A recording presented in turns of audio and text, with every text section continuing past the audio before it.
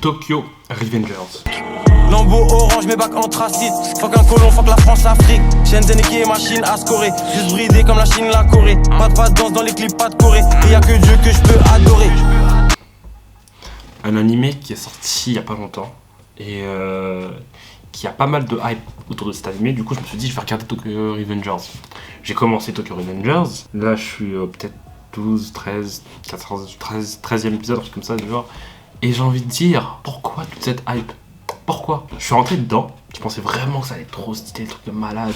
Mais pour l'instant, je comprends pas encore pourquoi il y a autant de hype. Donc, l'histoire, ça commence avec un gars, tu vois, un pauvre type, Takemichi Anagaki, je sais pas quoi. Bref, tu vois, il a une vie de merde.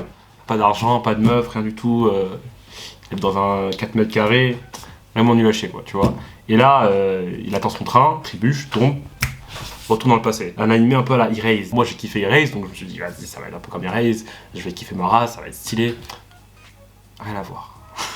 En gros, il retourne dans le passé, et là, il reprend son corps d'adolescent, quand il était un petit bandit. Toi, tu n'es rien du tout. Toi, tu sais ce que t'es un délinquant. Regarde-moi quand je te parle. Non. Tu es un délinquant. Tu vois, avec ses potes bandits et tout, là. C'était des gars de la street, des gars de la cité, tu vois, très dans la rue. Avec des coupes bizarres et tout, et il y avait l'histoire des gangs, les hiérarchies des gangs, tu vois, en gros, eux ils avaient leur petit groupe. Bref, c'est pas dans l'histoire de gang, donc c'est un folio, tu vois. Et le mec, il apprend que Hinata, c'est ça son nom? Tachiba Hinata. En gros, elle est morte. Le but, c'est de retourner dans le passé pour faire en sorte de changer un peu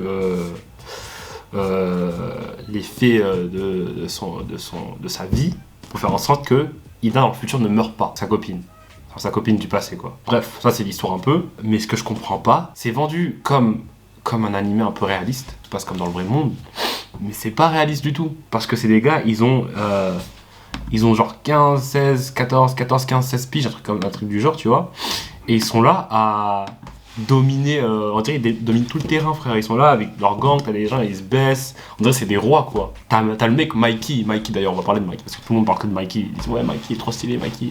Mikey, il fait 1m60, il fait 1m55, frère. 1m45, m'en fous, il est petit.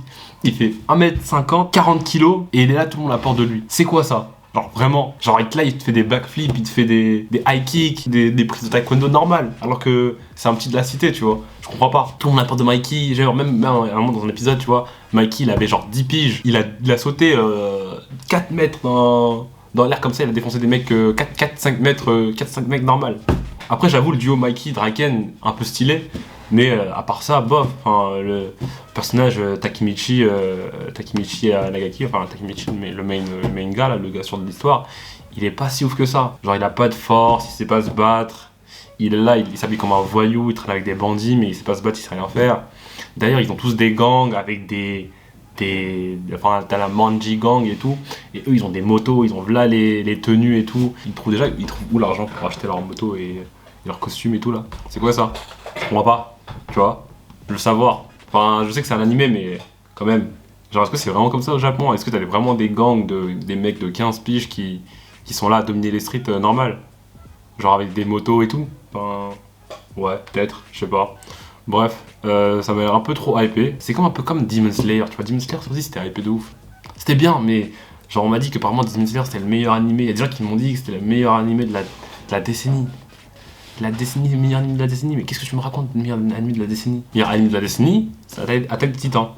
Après, tu mets ce que tu veux, j'en ai rien à foutre, mais en premier, tu mets Attaque des Titans. Tu vas respecter Attaque des Titans, et après, tu mets ce que tu veux. Mais de dire que Demon Slayer, c'est le meilleur anime de la décennie, franchement, ça se voit, ça, c'est la génération Netflix, tu vois. C'est ceux qui ont commencé à regarder des animés avec Netflix. Parce que vraiment, vous êtes des malades, hein. Mais ouais, non, franchement, Tokyo Revengers, pour l'instant, pas ouf. Pas ouf, je comprends pas pourquoi il y a autant de hype. Je pense que c'est encore la génération Netflix qui nous a eu avec cet animé. De toute façon, les animés, c'est plus ce que c'était. Hein. C'est plus du tout ce que c'était. Ça...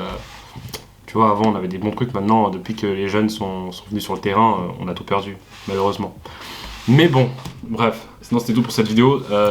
Si t'aimes, like. Si t'aimes pas, bah, casse-toi. Non, quand même, casse-toi pas. Reste avec nous. Casse-toi pas.